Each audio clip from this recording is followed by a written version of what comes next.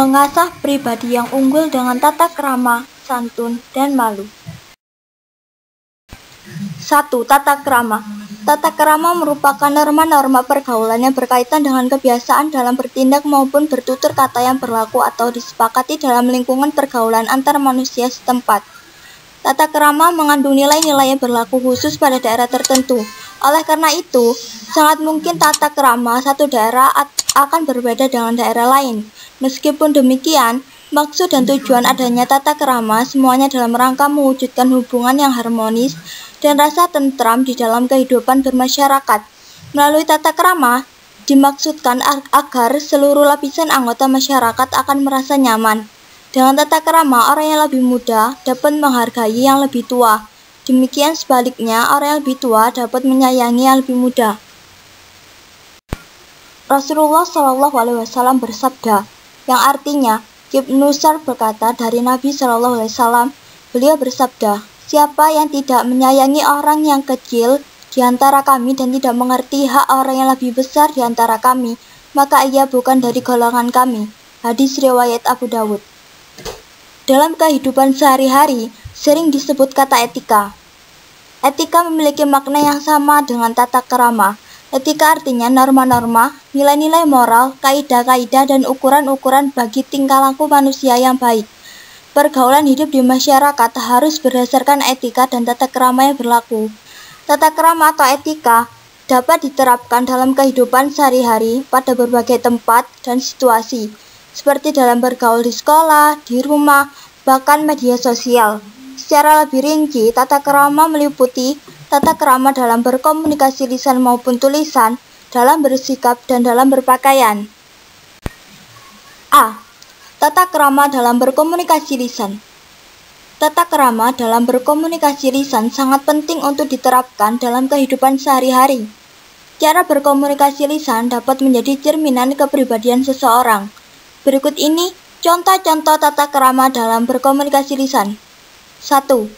Berbahasa yang baik dan sopan, memilih kata-kata dan kalimat yang tepat, dan menghindari kata-kata yang kotor dan menyinggung perasaan lawan bicara.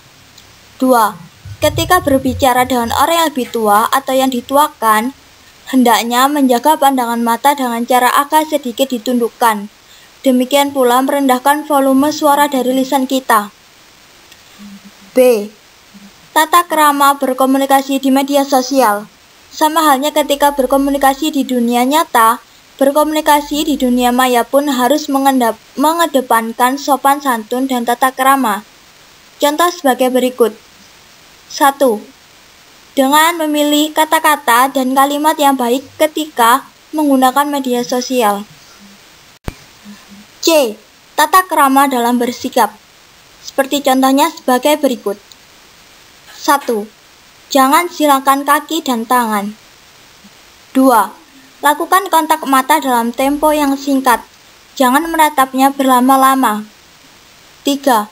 Buatlah jarak antara kedua kaki agar menunjukkan bahwa kita dalam keadaan nyaman dan percaya diri. D. Tata krama dalam berpakaian. Sebagaimana firman Allah Subhanahu wa Ta'ala dalam Kisah Al-A'raf ayat 26 yang artinya, wahai anak cucu Adam, sesungguhnya kami telah menyediakan pakaian untuk menutupi auratmu dan untuk perhiasan bagimu. Tetapi pakaian takwa itulah yang lebih baik. Demikianlah sebagian tanda-tanda kekuasaan Allah. Mudah-mudahan mereka ingat. Kisah Al-A'raf ayat 26. Tata krama mengandung manfaat yang sangat besar sebagai berikut. 1. Membuat seseorang disegani, dihormati, disenangi, bahkan dicintai oleh orang lain. 2. Menjalin hubungan baik dengan orang lain. 3.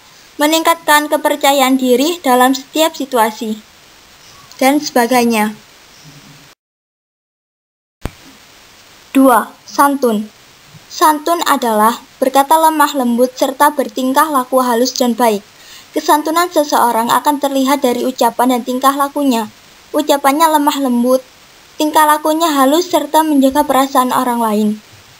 Dari sini dapat disimpulkan bahwa santun mencakup dua hal, yakni santun dalam ucapan dan santun dalam perbuatan. Allah Subhanahu wa Ta'ala mencintai sikap santun sebagaimana tertuang dalam hadis berikut, yang artinya dari Ibnu Abbas bahwa Nabi SAW bersabda kepada Al-Ajjaj Al-Asri, sesungguhnya dalam dirimu terdapat dua sikap yang dicintai oleh Allah, yaitu sifat santun dan malu. Hadis riwayat Ibnu Majah. Sopan santun menjadi sangat penting dalam pergaulan sehari-hari. Kita akan dihargai dan dihormati orang lain jika menunjukkan sopan santun.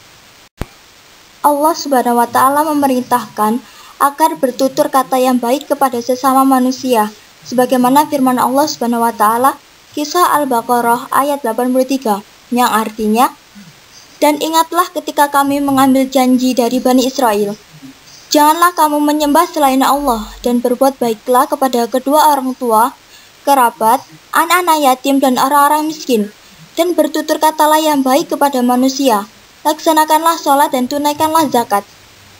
Tetapi kemudian kamu berpaling, mengingkari, kecuali sebagian kecil dari kamu, dan kamu masih menjadi pembangkang. Kisah Al-Baqarah ayat 83. Melalui ayat tersebut, Allah Subhanahu wa Ta'ala memerintahkan kepada kita untuk bertutur kata yang baik kepada manusia, teman, kerabat, keluarga, bapak atau ibu guru, dan orang tua wajib diperlakukan baik. Berkata dan berperilaku santun kepada mereka akan membuat harga diri kita meningkat. Banyak manfaat yang bisa diperoleh dari sikap santun. Di antaranya sebagai berikut. A. Mudah diterima oleh orang lain.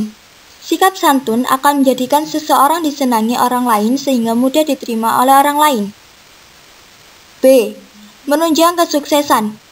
Banyak pengusaha sukses ditunjang oleh sikap santun yang ditunjukkannya.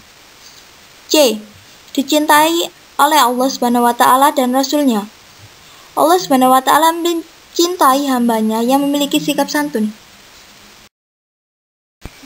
3. Malu. Malu adalah menahan diri dari perbuatan jelek, kotor, tercela, dan hina. Rasa malu merupakan bagian dari iman karena dapat mendorong seseorang untuk melakukan kebaikan dan mencegahnya dari kemaksiatan.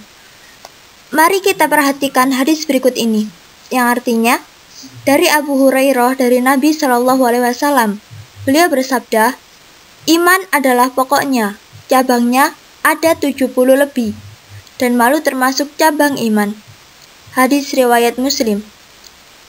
Hadis tersebut menegaskan bahwa malu merupakan salah satu cabang iman. Seseorang malu untuk mencuri jika ia beriman, malu berdusta jika ia beriman. Seorang wanita malu membuka atau menunjukkan auratnya jika ia beriman. Malu merupakan salah satu benteng pertahanan seseorang dalam menghindari perbuatan maksiat. Malu juga merupakan faktor pendorong bagi seseorang untuk melakukan kebaikan. Tahukah kamu dari mana sebenarnya rasa malu itu? Malu berasal dari keinginan dan pengakuan akan keagungan Allah SWT. Rasa malu akan muncul jika kita beriman dan menghayati betul bahwa Allah SWT itu Maha Kuasa atas segala sesuatu. Allah SWT Maha melihat, Maha mengetahui, dan Maha mendengar. Tidak ada yang bisa kita sembunyikan dari Allah SWT. Semua aktivitas badan, pikiran, dan hati kita semua diketahui oleh Allah SWT. Ada beberapa manfaat dari rasa malu, diantaranya sebagai berikut. A. Mencegah dari perbuatan tercela. Seorang yang memiliki sifat malu akan berusaha sekuat tenaga menghindari dari perbuatan tercela. B. Mendorong berbuat kebaikan. Rasa malu kepada Allah SWT akan mendorong seseorang berbuat kebaikan. Dan C. Mengantarkan seseorang menuju jalan yang diridhoi Allah SWT. Orang-orang yang memiliki rasa malu akan senantiasa melaksanakan perintah Allah SWT dan menjauhi larangannya.